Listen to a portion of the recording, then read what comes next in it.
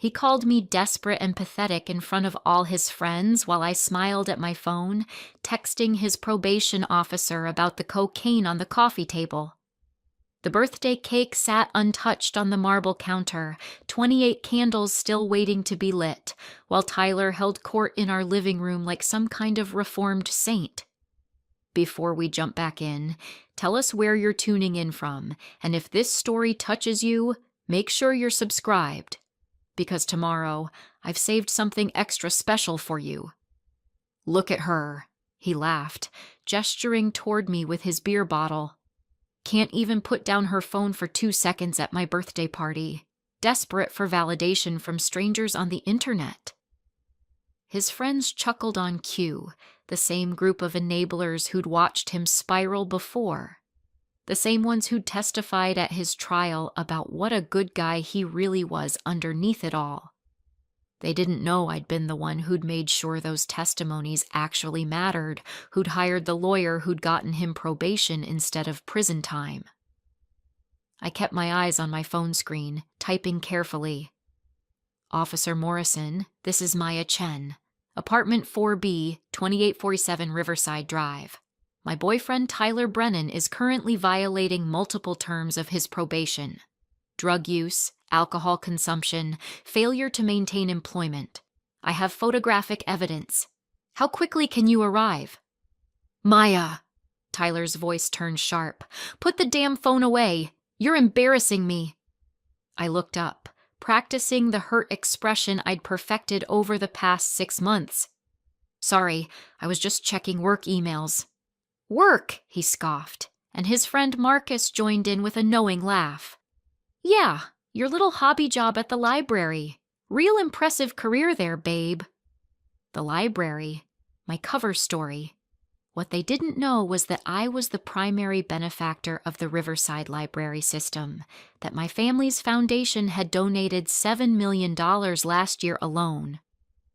What Tyler definitely didn't know was that I'd strategically positioned myself in his life the moment he'd walked out of that courtroom 9 months ago. Before we begin the full story, I want to take a moment to thank each of you for being part of this incredible journey. If you're enjoying these stories of empowerment, consider subscribing. It's completely free and helps us build this amazing community. Let's dive in. My phone buzzed. Officer Morrison's response was swift. On my way. ETA 12 minutes. Do not engage. Stay safe. 12 minutes. I glanced at the coffee table where 3 neat lines of white powder sat on my grandmother's antique mirror, the one Tyler had insisted on using because it looked classy. Around it, red plastic cups, beer bottles, and enough evidence to send him back to court. You know what your problem is, Maya. Tyler was warming up now, playing to his audience. His voice carried that particular edge I'd learned to recognize, the one that came after his 3rd drink, right before things got mean. You're so desperate to be part of something that you can't even see how pathetic it is. I bit my lip, letting my eyes water just slightly. The performance was important. In 12 minutes, no, 11 now, everything would change, but I needed him to keep talking. I needed his friends to witness this. Tyler, come on, man. His friend Derek half-heartedly attempted to intervene. It's your birthday. Let's just... No, she needs to hear this. Tyler cut him off, setting his beer down with deliberate care. Every day she's hovering, texting me, checking on me, asking about my day. It's suffocating. She acts like she saved me or something. The irony was exquisite. I had saved him. Just not the way he thought. Let me back up. Let me tell you how a girl from the Chen family, old money, careful money, the kind that doesn't flaunt itself, ended up playing girlfriend to a convicted fraudster with a substance abuse problem. It started 18 months ago at my brother David's wedding. I was standing by the bar, nursing a gin and tonic, when I overheard my cousin Jennifer talking about her company's legal troubles. Someone had embezzled nearly $2 million through an elaborate scheme involving fake vendors and shell companies. "Tyler Brennan," she'd said, shaking her head. "Seemed like such a nice guy. Had us all fooled for over a year." The name stuck with me. That night, unable to sleep in my hotel room, I did what I always did when something caught my attention. I researched. Tyler Brennan, 27, formerly employed as an accounts manager at Chen Logistics, my cousin's company, though she didn't know I sat on the board. Graduate of State University with honors. No prior criminal record.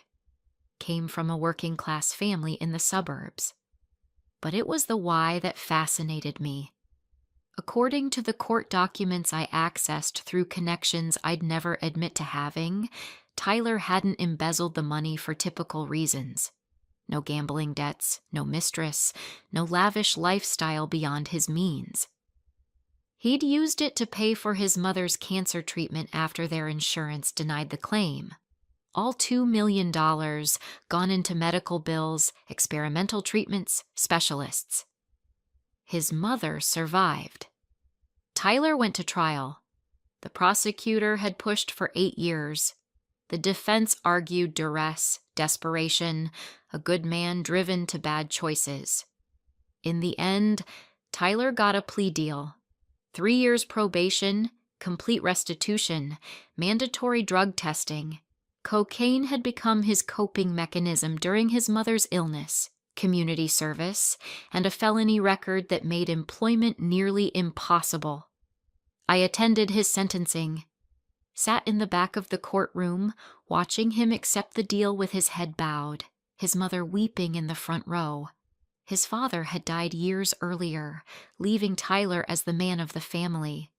The weight of it all had crushed him into criminal choices, and now the system was crushing him further.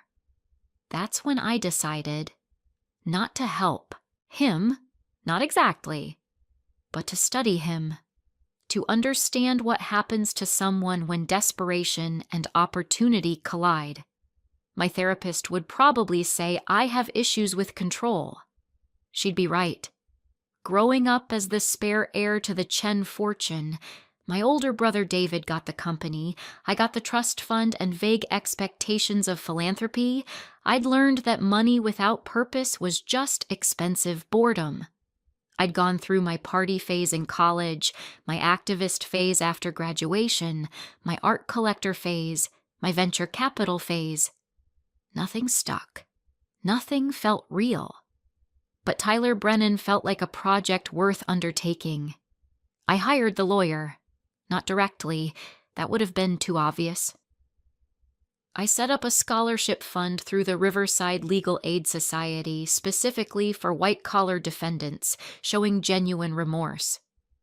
Tyler's case was the first one funded. He never knew. His lawyer never told him. The deal that should have been impossible suddenly became viable. Then I engineered our meeting. It took 3 months of careful planning. I needed to be in his orbit naturally, needed the connection to seem organic. So I became a volunteer at the Riverside Library, the one nearest to the halfway house where Tyler was required to check in weekly. I wore different clothes, Target instead of Nordstrom, minimal makeup, a sensible Honda instead of my BMW. I became Maya Chen, library volunteer and aspiring writer, living modestly in a rent-controlled apartment. Except the apartment wasn't rent-controlled. I owned the building. Had bought it through a shell company specifically for this purpose. Tyler came to the library every Tuesday afternoon to use the computers for his job search, as required by his probation terms. He was 3 months into his sentence when I first approached him. "Computer 4 is faster," I'd said, noticing him struggling with the ancient machine at Station 7. 5 and 6 are always broken, but 4's pretty reliable. He looked up at me with eyes that held equal parts wariness and exhaustion. "Thanks." "Job hunting?" I'd ventured, keeping my voice casual and friendly. "That obvious? It's what most people use the computers for." I'd smiled. The kind I'd practiced to be warm but not flirtatious, helpful but not pitying. "I'm Maya. I volunteer here part-time. Tyler?" He'd hesitated, then added, "And yeah, job hunting. Not going well." That was the opening I needed. Over the next 4 weeks, I became his library friend. Helped him with his resume, suggested interview techniques, listened to his frustrations. I learned about his mother's recovery, his shame over his choices, his desperate wish to make things right. He was articulate, intelligent, and genuinely remorseful. He was also angry at the system, at the insurance companies, at the impossible choice he'd been forced to make. "Sometimes I think about how different it would have been if we'd just had money," he said one afternoon, staring at another rejection email. "If I'd been born into one of those families where $2 million is just a rounding error. I could have saved my mom and nobody would have even noticed." "Money doesn't solve everything," I'd said carefully. "Preparing and narrating this story took us a lot of time, so if you are enjoying it, like this video, it means a lot to us. Now back to the story." "No, but it solves the things that break people." He'd looked at me then, really looked, and I'd felt a moment of genuine fear that he'd see through my disguise. "You ever notice how rich people can make mistakes that would destroy people like us, and they just get to keep going? Meanwhile, I make one desperate choice, and my whole life is over." He wasn't wrong. The observation was sharp and uncomfortably accurate. I'd seen it in my own circles. DUIs that disappeared, sexual harassment cases settled with NDAs, financial crimes that resulted in fines rather than felony convictions.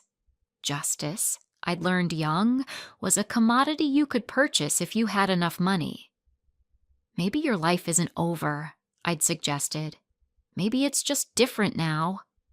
He'd laughed, bitter and brief. "Different. That's one word for it." But he'd kept coming to the library, and I'd kept being there. Slowly, carefully, I'd let slip details about my own manufactured life. The small apartment, the part-time job, the modest dreams. I'd painted myself as someone adjacent to his struggle. Not in it, but near enough to understand. Someone who wouldn't judge him, who saw past the felony conviction to the person underneath.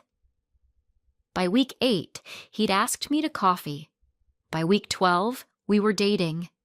By month 6, he'd moved into my apartment.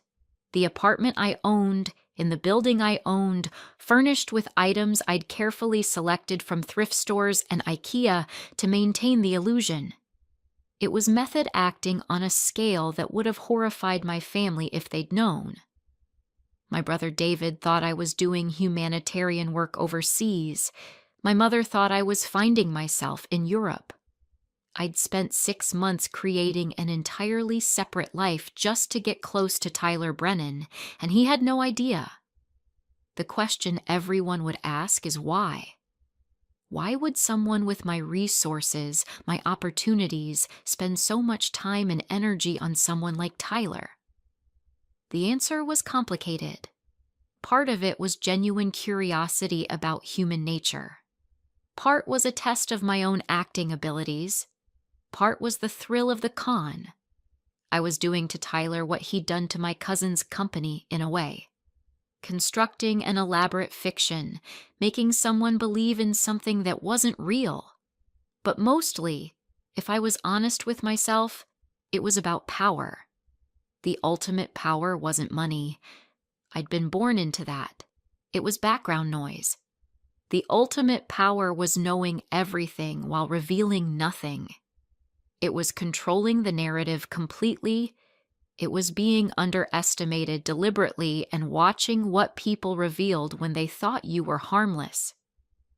And Tyler had revealed so much. At first it was small things. He'd talk about his former coworkers with surprising venom, people who'd cut contact after his arrest. They acted like I was contagious, he'd say, like they'd catch felony charges just from being near me. Then it was the entitlement that started creeping back in. I should have gotten away with it, he'd say, usually after a few drinks. I was smarter than the auditors. If someone hadn't screwed up one wire transfer, they never would have caught me. Not, I should never have done it. Not, I wish I'd found another way. But I should have gotten away with it. The mask was slipping, and I was documenting everything. By month 3 of our relationship, Tyler had stopped looking for legitimate work. "What's the point?" he'd argue. "Nobody's going to hire a convicted felon. I apply to 50 jobs, maybe 2 respond, and they ghost me when the background check comes back." "You have to keep trying," I'd said, playing the supportive girlfriend while mentally noting that he'd only applied to 12 jobs that week, not 50. "Something will come through." "Or," he'd suggested, eyes gleaming with familiar dangerous light, "I could explore other options. There are ways to make money that don't involve background checks."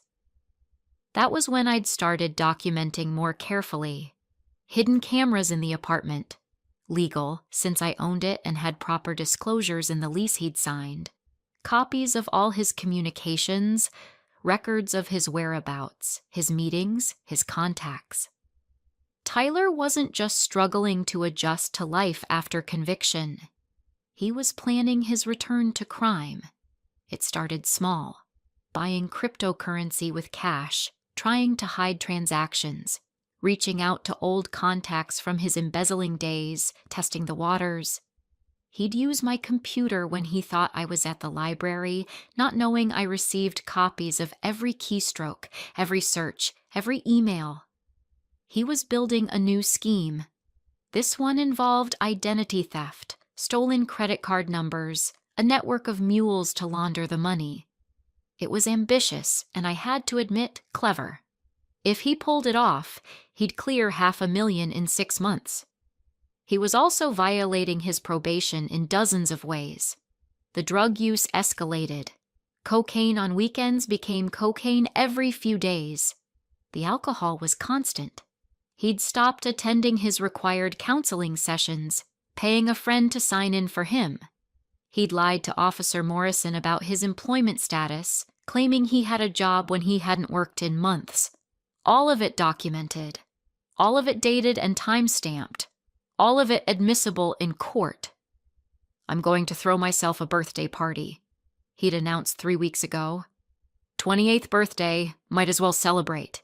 Invite the guys over, have some drinks, have some fun. "That sounds nice," I'd said, knowing exactly where this was headed. "You can invite your library friends or whatever," he'd added dismissively. "Keep you occupied while the adults talk." That's when I decided the party would be the perfect ending, the perfect stage for the final act. I'd spent the past 3 weeks ensuring everything was in place. Officer Morrison had been easy to cultivate. I'd run into him, accidentally, at the coffee shop near the probation office, struck up conversations about the challenges of the system, mentioned my boyfriend's struggles with re-entry. He'd been sympathetic, professional, and clear about the rules. "If he violates probation, I have to report it," he'd said. "I like your boyfriend, Ms. Chen. He seems like a good guy who made a mistake. But the rules are the rules." "I understand," I'd said, already planning how to use that information. Now here we were. Tyler's birthday party in full swing, enough evidence scattered across my living room to send him directly to prison. And Tyler, drunk and emboldened by his friends, had decided tonight was the night to really let me know how he felt. "You know what the worst part is?" he was saying now, pacing in front of the couch where his friends sat. "She thinks she's being helpful. All her little suggestions, her concerned questions.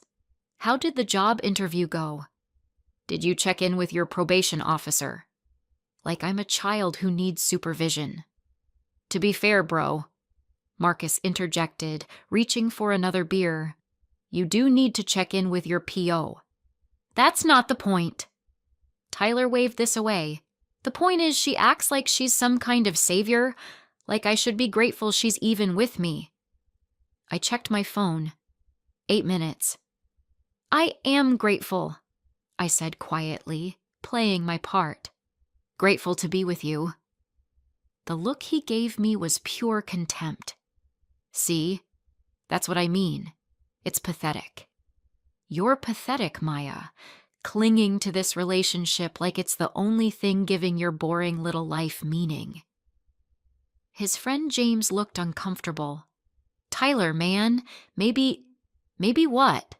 Maybe I should pretend I don't notice how desperate she is? Tyler grabbed another beer from the cooler, popping it open with aggressive flourish. I notice everything, and I'm sick of pretending I don't. This was it. This was the moment I'd been waiting for. I stood up slowly, setting my phone on the side table with deliberate care. You're right, I said softly. Everyone went quiet. Tyler looked startled. This wasn't in his script.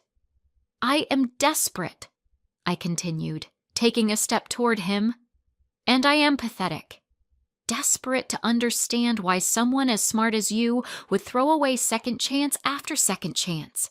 Pathetic enough to document every single one of your probation violations over the past 6 months. The room froze. What? Tyler's voice came out strangled. I gestured to the coffee table. The cocaine. That's a violation. The alcohol? Violation. Your fake employment records? Violation. The identity theft scheme you've been planning on my laptop? Multiple violations and bonus, new federal charges. Tyler's face cycled through confusion, disbelief, and then rage. What the hell are you talking about? I'm talking about the fact that your probation officer is arriving in approximately 6 minutes. I checked my watch. And he's going to find enough evidence here to revoke your probation and charge you with new crimes. You're insane, Tyler said, but his eyes were darting to the coffee table, to the beer in his hand, to the laptop sitting closed on the counter. I'm thorough, I corrected. There's a difference. His friend Marcus stood up. Okay, I think we should go. Nobody's going anywhere, I said calmly. You're all witnesses to this. I want witnesses. Witnesses to what? Tyler demanded. Your psychotic break? Your insane jealous meltdown because I called you pathetic? I smiled then, and I saw him take a step back. It wasn't my practiced library girl smile. It was something else entirely. No, Tyler. Witnesses to justice. You can't do this, he said, but his voice was shaking now. You set me up. This is entrapment or something. I'm not law enforcement, so no entrapment, I said pleasantly. And I didn't set you up. I just gave you exactly what you wanted. Someone naive enough to take advantage of, someone who wouldn't question your behavior, someone you could feel superior to. You set yourself up. I just documented it. The color was draining from his face. Maya, wait. Let's talk about this. We can work this out. Like you worked out the embezzlement? Like you're working out your new identity theft scheme? I shook my head. No, Tyler. We're done working things out. Please. And now the desperation in his voice was real, was raw. Please, don't do this. I'm sorry. I'm sorry for what I said. I was just drunk. I didn't mean it. You meant every word, I said. You meant it 6 months ago when you first thought it. You just finally said it out loud. That's not what this is about. Then what is it about? He nearly shouted. What the hell do you want from me? I checked my watch again. 4 minutes. I want you to understand something, I said quietly. You stood in a courtroom and you apologized. You said you were sorry, that you'd made a terrible mistake, that you wanted to make amends.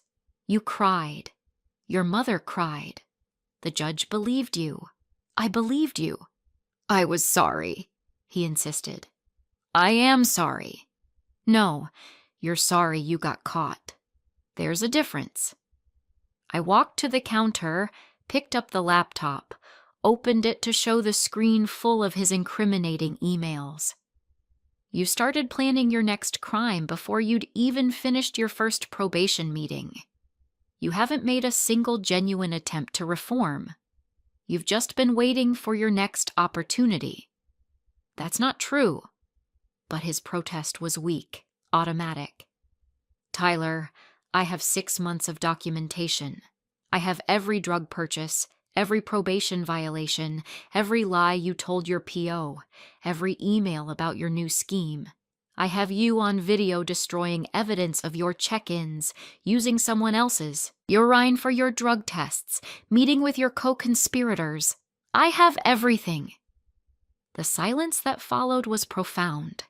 His friends were frozen, uncertain whether to stay or run. Tyler himself looked like he might be sick. Why?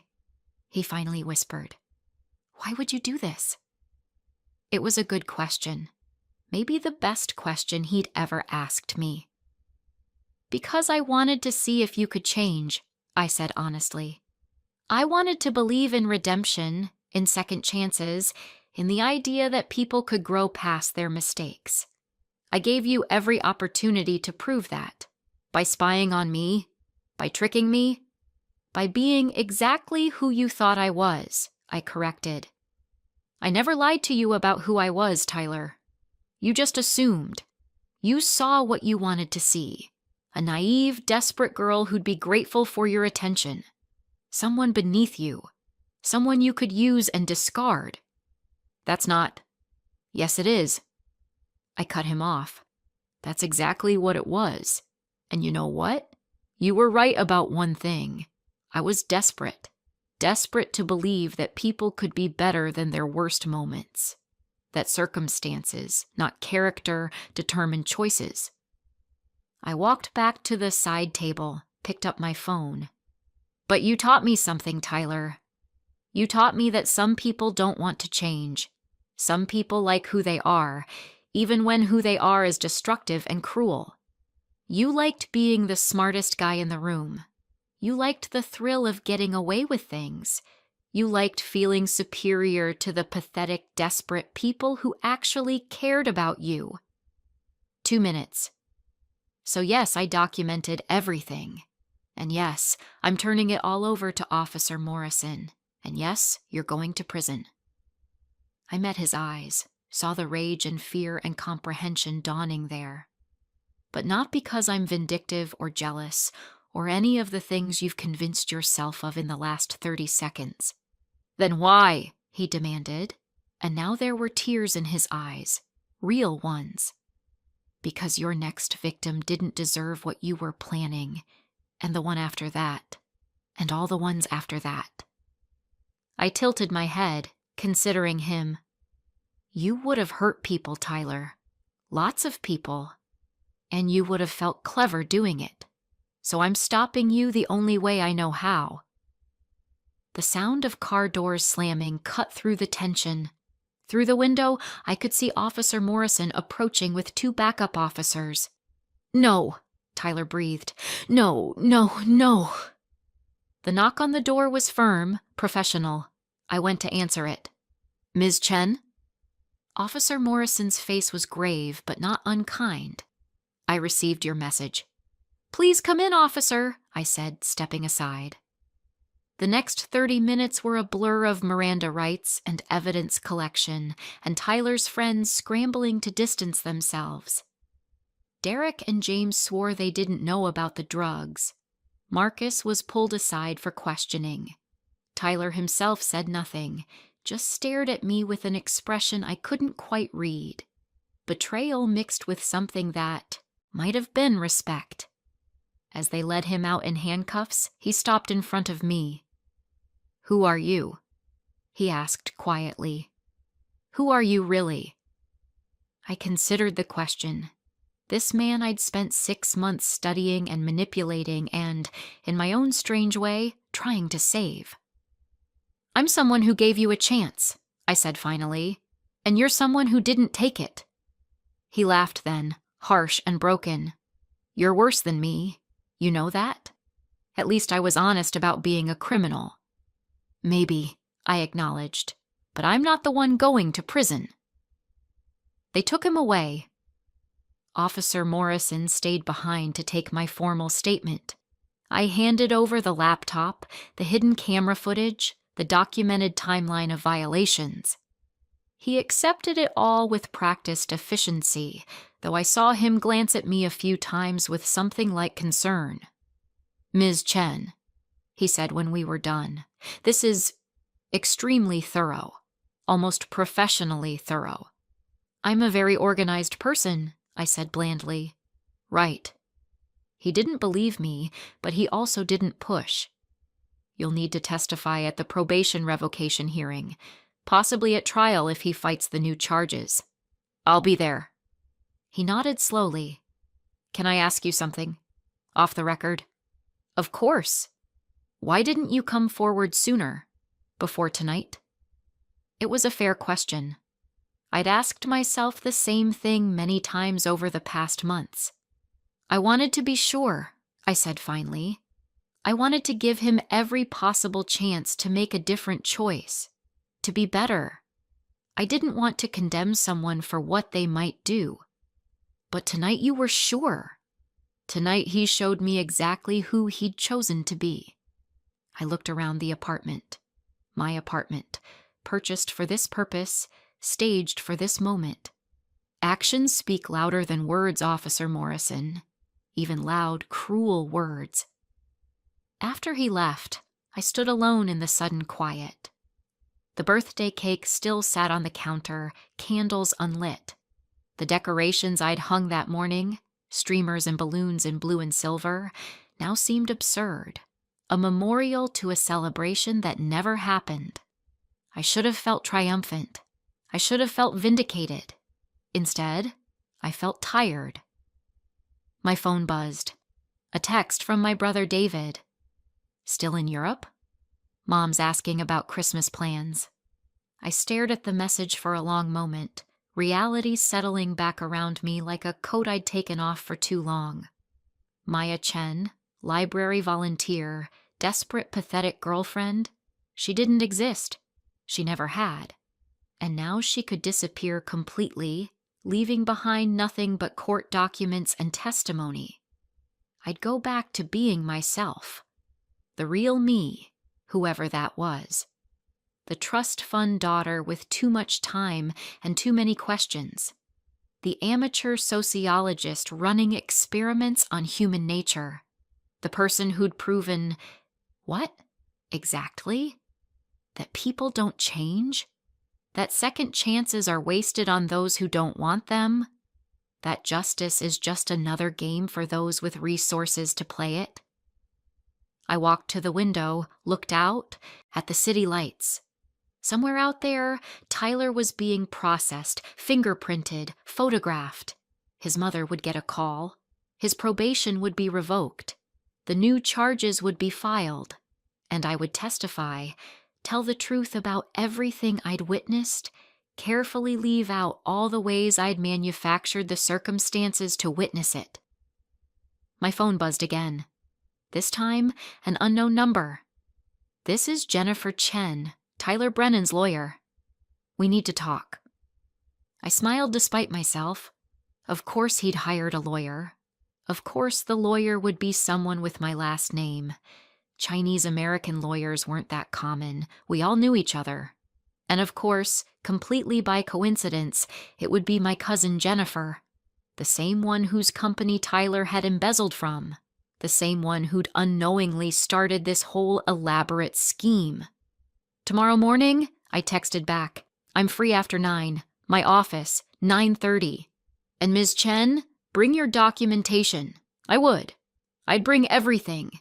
Every piece of evidence, every timestamp, every carefully constructed proof of guilt. And I'd do it while being Maya Chen, library volunteer, whose boyfriend had turned out to be exactly what his record said he was. The irony wasn't lost on me. In trying to prove that Tyler couldn't change, I'd become exactly what he'd accused me of being: manipulative, calculating, hidden behind a false identity. The difference, I told myself, was purpose, intent, the greater good. But as I started cleaning up the disaster of his abbreviated birthday party, I wondered if Tyler's last words had held more truth than I wanted to admit. Maybe I was worse than him. At least he'd worn his selfishness openly. I'd wrapped mine in righteousness and called it justice. The birthday cake was still perfect, untouched. I cut a slice, sat down at the counter, ate it slowly in the silence. It was red velvet, Tyler's favorite. I'd special ordered it from the bakery he loved, the expensive one he could never afford. Another small manipulation, another way of showing him what he couldn't have. Desperate and pathetic, he'd called me. Looking at the empty apartment, the evidence of the life I'd constructed and was now dismantling, I couldn't entirely disagree. My phone buzzed a third time. Officer Morrison. Ms. Chen, there's a complication. Tyler's saying he has evidence of his own. Claims you engineered the whole thing. Can you call me? I set down my fork, the cake suddenly tasteless in my mouth. Of course there was a complication. There was always a complication. I'd been so careful, so thorough. But I'd underestimated one thing: Tyler's intelligence. The same intelligence that had let him embezzle $2 million without detection for over a year. The same intelligence that had conceived of an elegant new scheme while barely surviving probation. He'd figured something out, and now the game had changed. I stood up, walked to my bedroom, opened the hidden safe in my closet. Inside, my real ID, my real credit cards, my real life waiting to be reclaimed, and beneath those, a file I'd hoped never to use. My backup plan, the nuclear option. Because here's the thing about being Maya Chen, trust fund daughter playing at detective. I'd learned to think 10 steps ahead. I'd learned to anticipate complications, to prepare for contingencies, to always have an exit strategy. Tyler thought he had evidence. I had evidence that would bury not just him, but the entire network he'd been building. Evidence I'd gathered carefully, quietly, through methods that weren't entirely legal but were certainly effective. I took out the file, spread its contents across my bed, began making calls to people who owed me favors, people who worked in places they shouldn't, people who could make problems disappear or, alternatively, make them much worse. By the time the sun rose, I'd have 3 contingency plans in place. By the time I met with Jennifer tomorrow, I'd know exactly which path we were walking. And by the time Tyler's preliminary hearing came around, the question wouldn't be whether he'd violated probation, it would be how badly he wanted to fight a losing battle. But as I worked through the night, making arrangements, covering tracks, building my defenses, I kept thinking about his last question. Who are you really? I still didn't have a good answer. The call with Officer Morrison lasted 47 minutes. By the end of it, I understood exactly what Tyler had done, and I had to admit, it was clever. He recorded you, Morrison said, his voice tight with professional frustration. At least a dozen conversations over the past 3 months. He's claiming you coached him, encouraged the criminal activity, even provided funding. Says you were running some kind of entrapment operation. I sat very still, processing this. I see. Ms. Chen, I need to ask you directly. Is any of that true? Which part? I kept my voice steady, buying time to think. Any of it. All of it. Did you encourage criminal behavior? Did you provide money for drugs or for his schemes? I paid rent, groceries, normal relationship expenses. All true. All carefully documented in my own records. I encouraged him to follow his probation requirements, to find legitimate work, to stay clean. Also documented. He has recordings that might suggest otherwise. Then I'd like to hear them, I said calmly, because either they've been edited or he's wildly misinterpreting concerned girlfriend conversations as something more sinister. There was a pause. His lawyer is pushing hard on this. Jennifer Chen. You two related? Distantly. I know of her. Not a lie. Officer Morrison, with all due respect, Tyler Brennan is a convicted fraudster who got caught planning a new fraud. Now he's trying to deflect by attacking my credibility. It's a predictable strategy. Maybe so. But those recordings complicate things.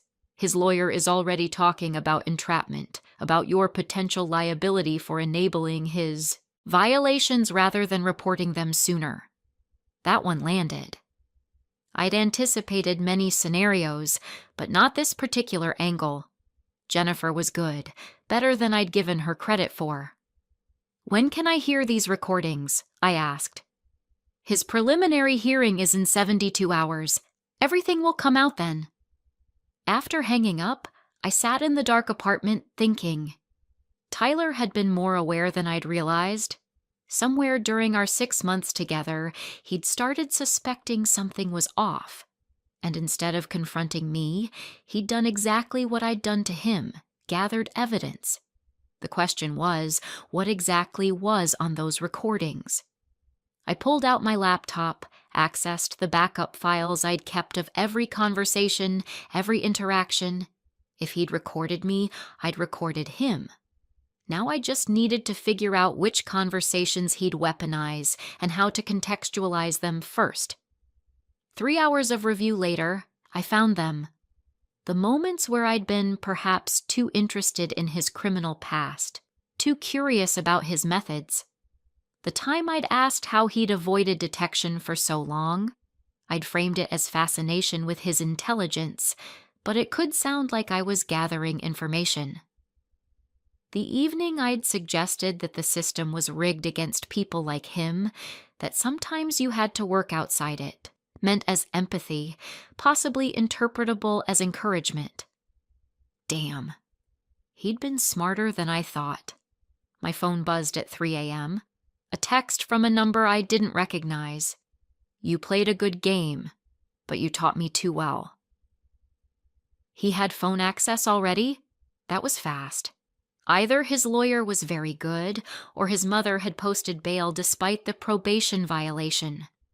I checked the court records online. Yes, emergency bail hearing, granted on condition of house arrest.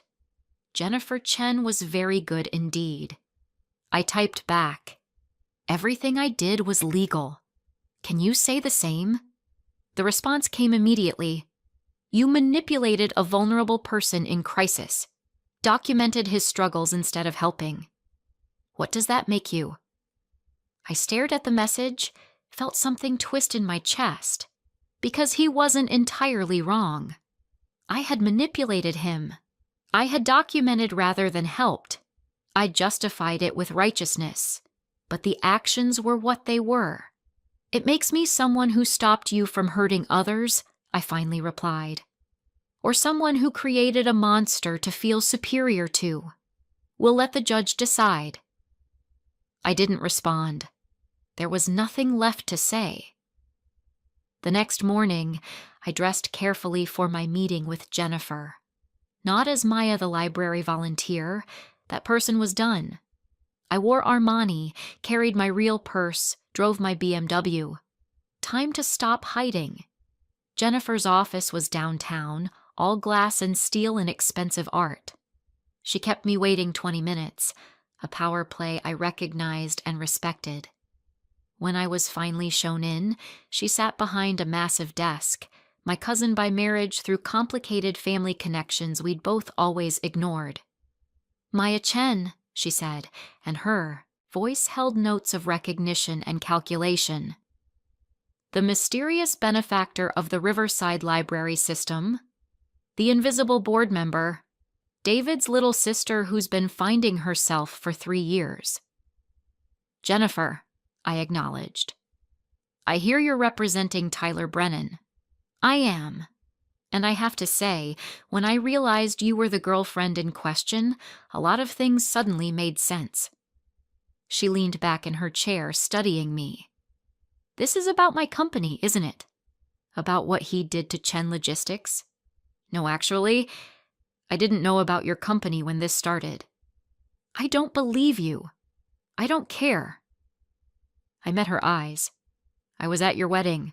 I overheard you talking about the embezzlement. That's how I learned about Tyler. Everything after that was my own decision. To what? Punish him? Play vigilante because our family didn't get justice? To understand him. To see if people can change when given a real chance. Jennifer laughed, sharp and disbelieving.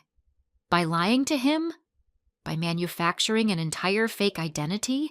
That's not giving someone a chance, Maya. That's conducting a psychological experiment on a human being.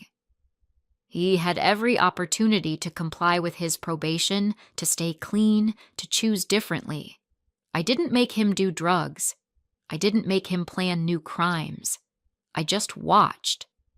You watched, Jennifer repeated, while documenting everything, while strategically positioning yourself to be the perfect witness against him. That's not passive observation, Maya.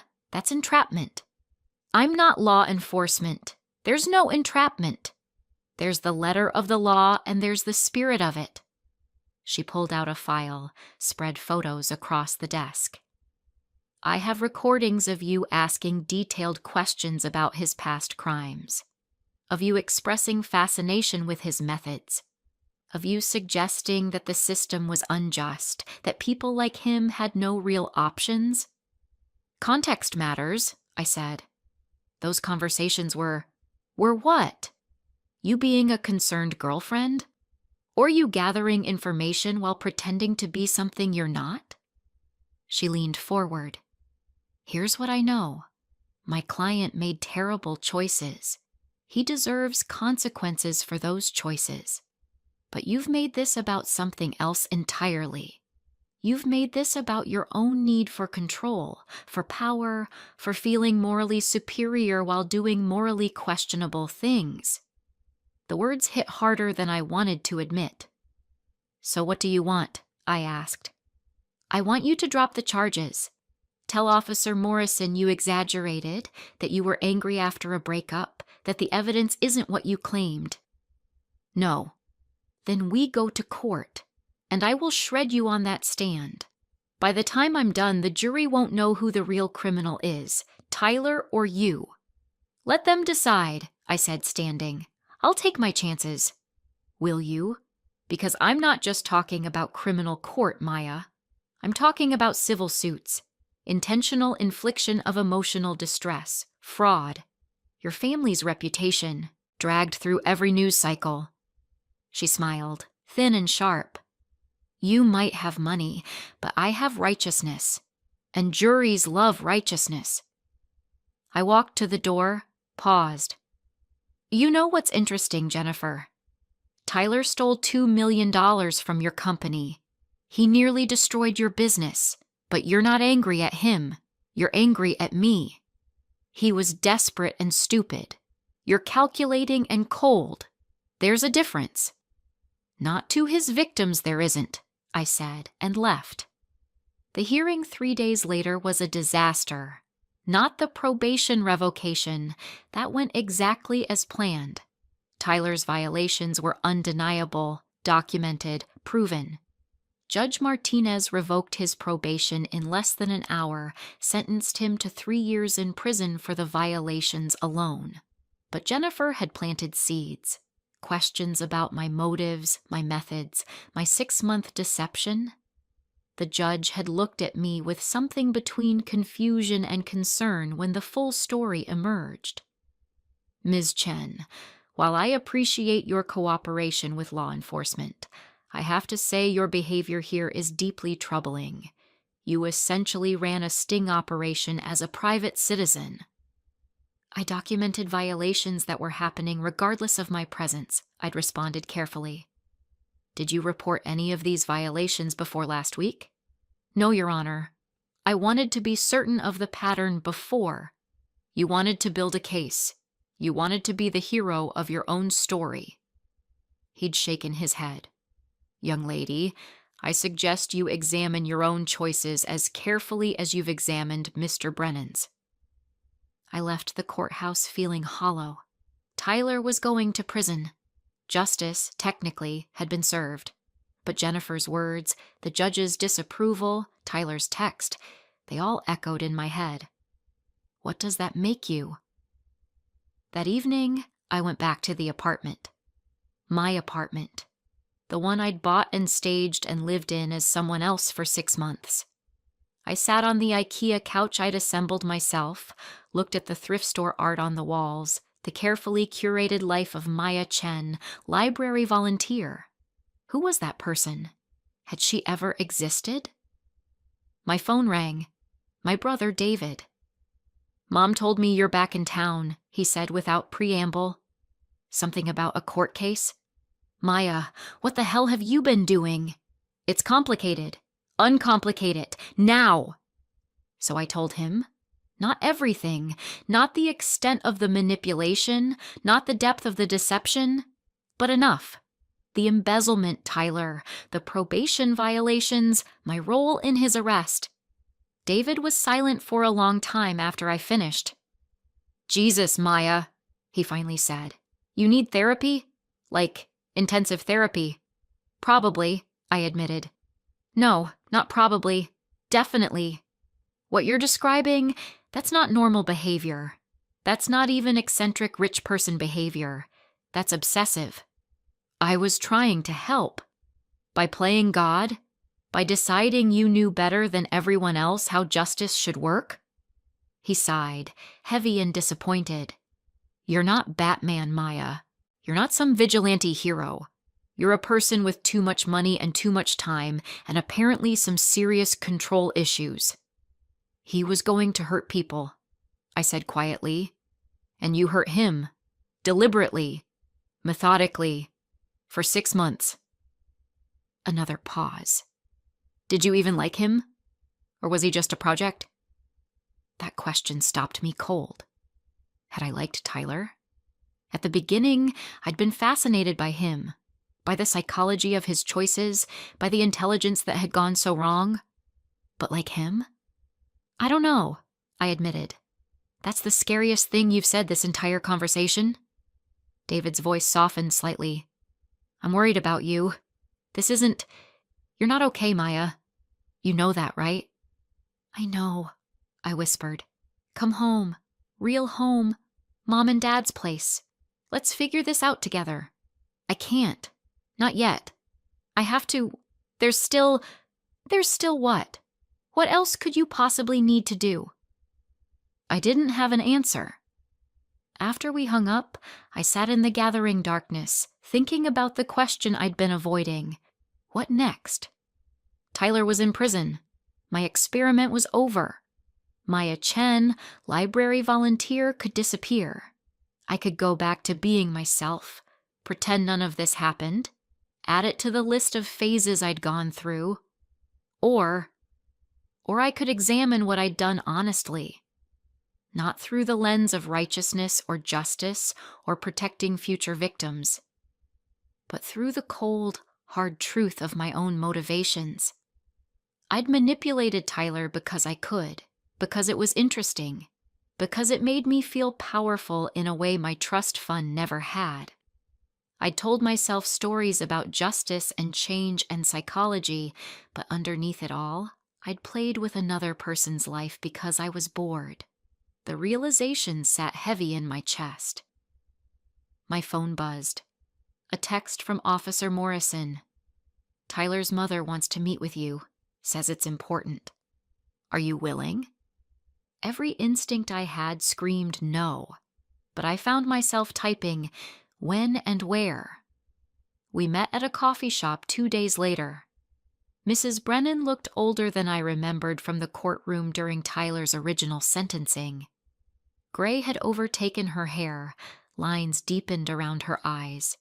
She sat across from me, hands wrapped around a mug of tea she didn't drink. "You're not what I expected," she said finally. "What did you expect? Someone cruel. Someone vindictive." She studied me carefully. "But you just look lost." That word, lost. It hit something true and painful.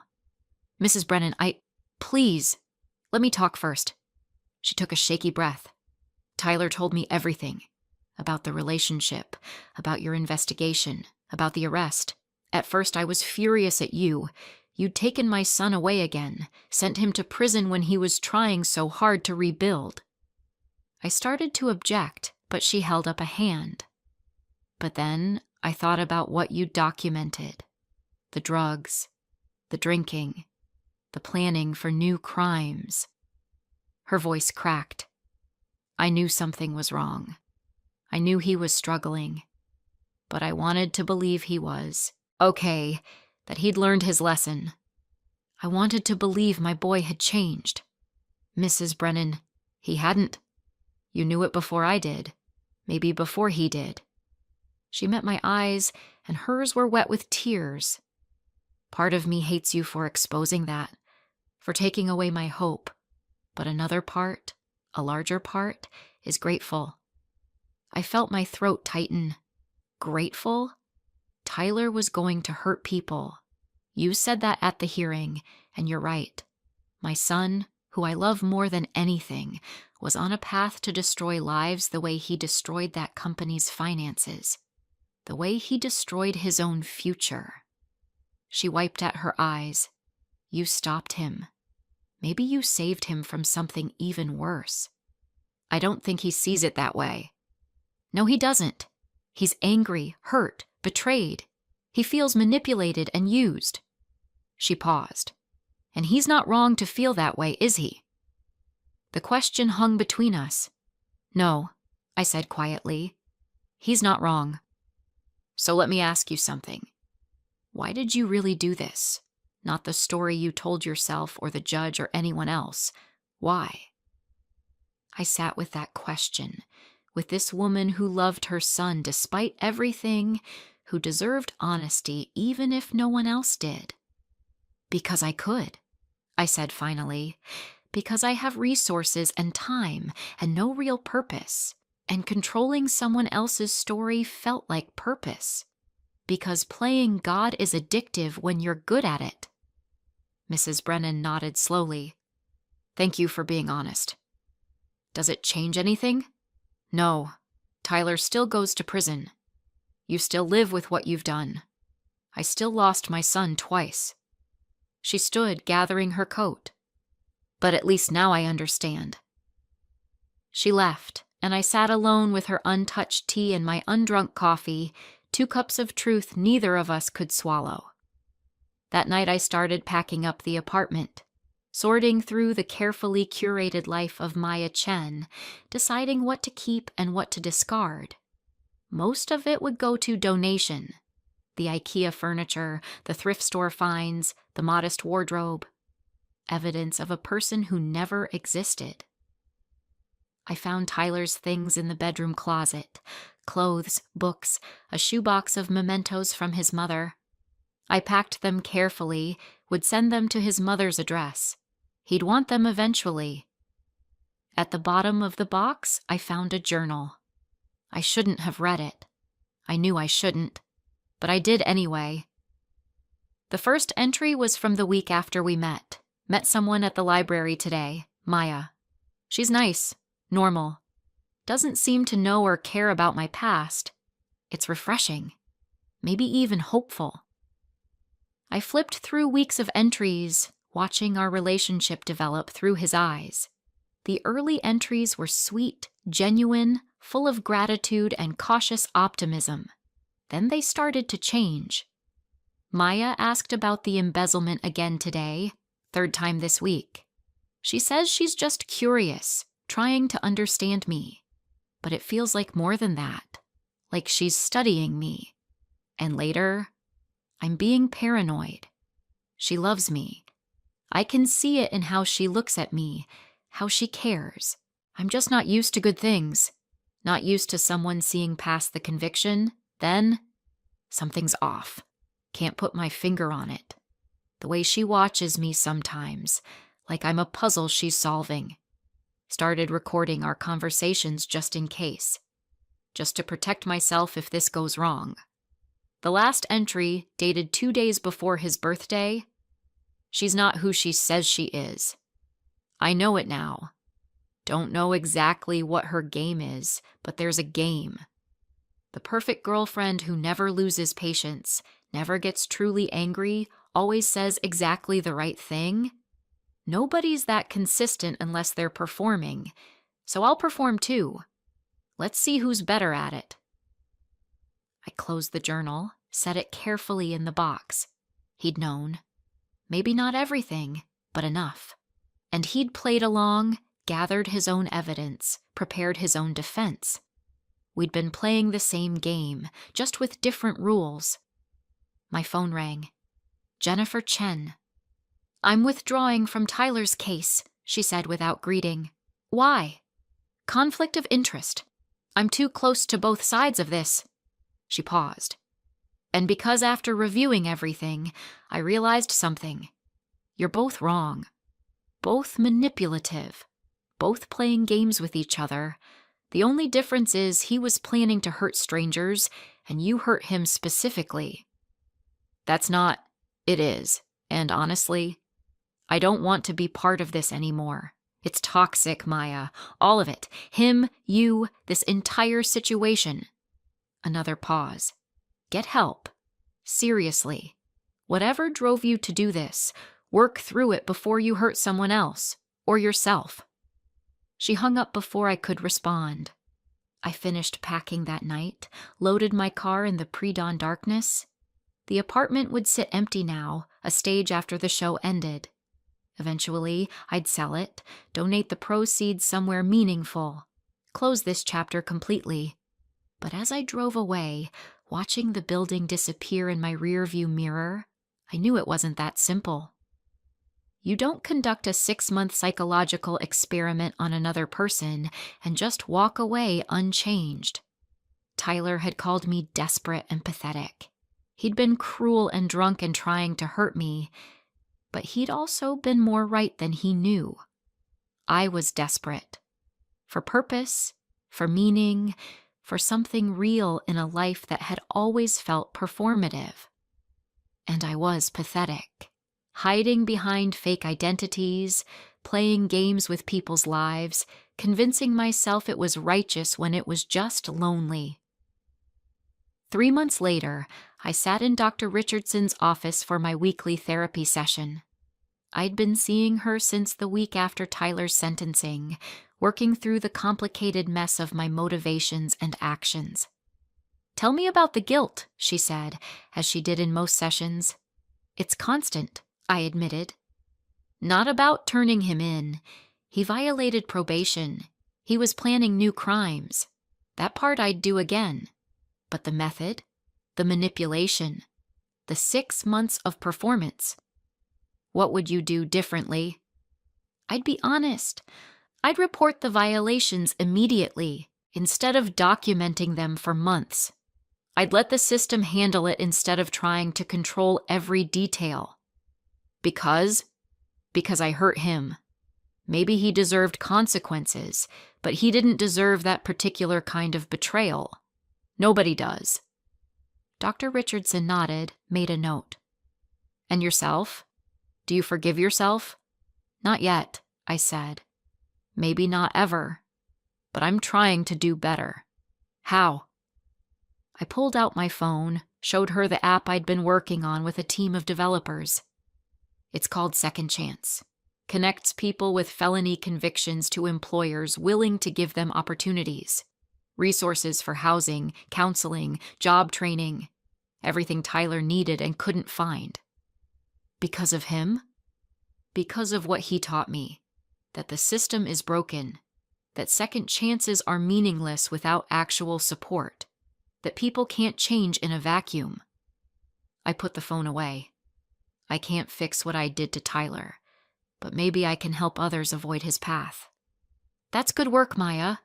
It's guilt work, I corrected. But maybe that's the same thing. The app launched 6 months later. It wasn't perfect, nothing ever is, but it helped. Hundreds of people found jobs in the first year. Thousands accessed resources. I poured money and time into it, building something real from the ashes of my manipulation. I never contacted Tyler again. He served his sentence, was released after 2 years with good behavior. I heard through channels that he'd moved to another state, started working as an accountant for a nonprofit. His mother had posted about his success on social media, proud, relieved, hopeful. I was glad, genuinely glad. He deserved a real second chance, one that wasn't contaminated by my interference. On the 2-year anniversary of his birthday party, the night everything came apart, I went back to that coffee shop where I'd met Mrs. Brennan, sat in the same seat, ordered the same tea. A text came through from a number I didn't recognize. I heard about your app. Second chance. It's good work. I stared at it for a long time before responding. I'm sorry. For all of it. I know. I'm sorry too. We both played games. We both lost. Did we though? Yeah.